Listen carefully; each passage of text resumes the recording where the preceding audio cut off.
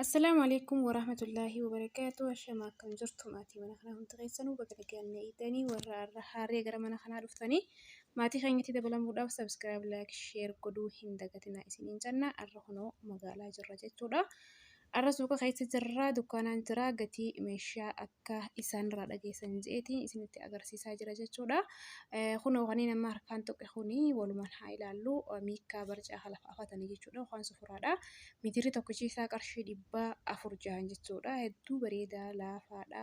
Kunoo adii kanattis, buburree kanattis, gurraacha kanattis gosa isin barbaadanitti da'abittis ni jira gosa barbaadanitti kunuunsiisa jechuudha. Mitiri tokkochi qarshii 400 jechuudha. Kunneen amma asii kuni amma olii tana kunoo kan kunimmoo farshaa lafa afatanii jechuudha. Farshaa lafa afatan yookaan immoo roomii jechuudha. Mitiri takka qarshii 3,300 jechuudha. Isiin tuni isiin iddoo buburreen sun ni agartan jechuudha. Isii buburree tanaa fi isii buburree tanaa fi diddiimtuun isiin amma harkaan tokko sana jechuudha. 3,400 isii tanneen diddiimtuu tanneen wajjini gatiin isii takkuma jechuudha. 3,300 jechuudha. Kunoo tunneen immoo tunneen jechuudha. Tunis hedduutu jira gosa barbaadanitti. Isiin tunis immoo turkiidha jedhaniini hedduu jabduu fi bareedduudha jechuudha. Lallaaftuudha. Waan biraa jalaa afachuullee hin barbaachistu jechuudha. Isii bicha afannaanuu hedduu lallaaftuu bareedduudha jechuudha. Mitirri isii tokkichi qarshii 4,200 jechuudha. Garuu gatii isaan jaanii qarshii 4,000tti 4,200 tajaajilanii 4,000tti ni gurguran jechuudha. Tankumaa 3,300 jaansanii 2,800tti ni gurguranii jechuudha.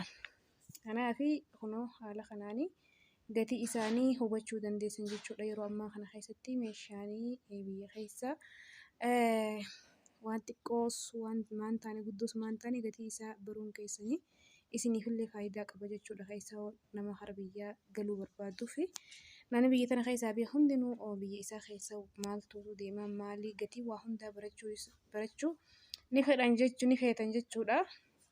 Amma kunneen sitaaraadha. Xaaqaa sitaaraati jechuudha. Sitaaraa xaaqaa tunneen hundi ilaal xaaqaa sitaaraati. Gosa barbaadanitti isiniif hodhan jechuudha. Laalma hedduu bareeda diizaayinii kuni diizaayinii isin barbaadanitti isin xalabattanitti jechuudha. Isiniif hodhanii isiin tuni amma laal waan handaaraa fi kana hunda isaanumaa irratti isiniif hodha jechuudha. Mitirri tokkichi qarshii 450 jechuudha. Mitiri tokko qarshii 450 sitaaraa mitiri tokkichi tarii tunneen jechuudha. Inni ol bakka betuni akkuma gaa isillee walirra bareedduu fi walirra jabduutiin gatiin isillee walii olii fi walii gadi jechuudha. Bareedduudha. Baay'ee bareedduudha. Mee gaddachaaniiti gaabana biraatii seennee waan jiraa hubanna.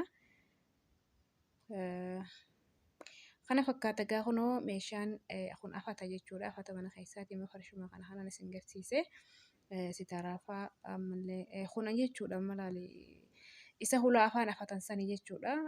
Da'asa jaaniin akkanatti hula afaan kaansanii mitiri tokko jechuudha. Mitiri tokkichaa kuni qarshii 5,000 jechuudha.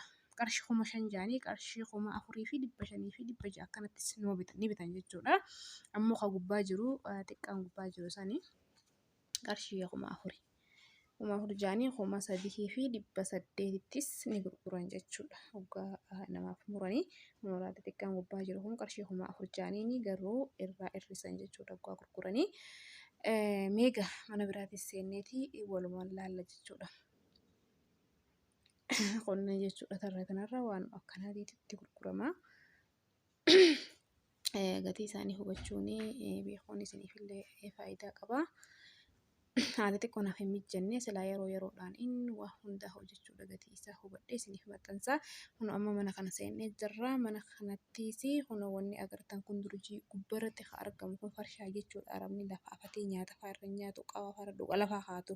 Hoggaa baadiyyaa fa'aa keessa deemu fudhatee deemuun san isa sani jechuudha. Isa kuni guddaas jira kan itti aanu wasaxa jechuudha. Sunis jira isa dhumaatis xiqqaanis jira jechuudha.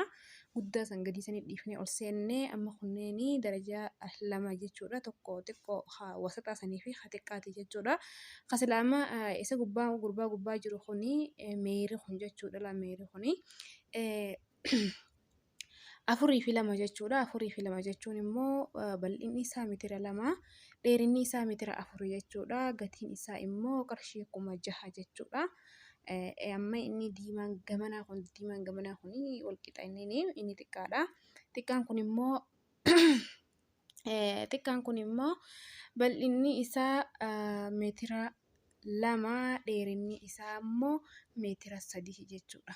Bal'inni isaa meetira 2, dheerinni isaa meetira 3, gatiin isaa immoo qarshii 5,000 jechuudha.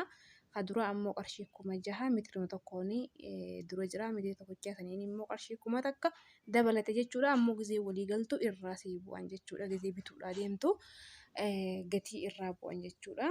Bakka hundatti tokko miti gatiin naannoo an jiru kanaa fi naannoo biraatti illee xiqqishoo wal dhaba jechuudha. Maaliif amma naannoo Finfinnee irratti xiqqishoo gatiin gabbu'aadha. Asitti xiqqishoo itti dabalatan jechuudha. Maaliif meeshaan Dubaay irraa dhufaa baay'inaan achitti bu'a jechuudha. Kanaaf meeshaan bakka hundatti tokko hin tahu immoo fagaattuma 100 wal caala jechuudha. Amma kunneen keeshama kaddaati. Keeshama kaddaa akkuma akka manachaa nutti ilaalleeti. Asitti illee immoo gosa barbaadan mana hundatti ni hodhan jechuudha. Wanni asitti argama afata mana keessaa jechuudha. Afata lafarraa jidaara kana jechuudha. Keeshama kaddaa sitaaraa waan akkana akkuma isin agartan kana jechuudha.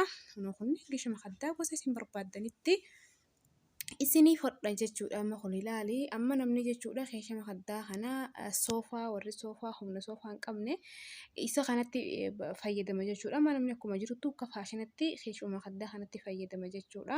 Kaddaatti bitee isa kana gosa barbaadanitti amma kun diimaa fi samaawiidha waliin hodhamee diimaa fi gurraacha akkasuma diimaa fi adii hamtuutu walirraa deema huccuu diyyootamtu walirraa deemaadhaani walitti isinii hodhan jechuudha. Huccuu 2-3 kasi babbareechanii jechuudha.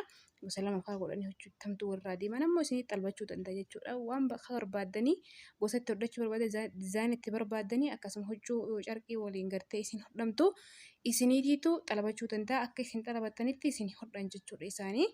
Amma kunneen guutuun sitaaraadha jechuudha.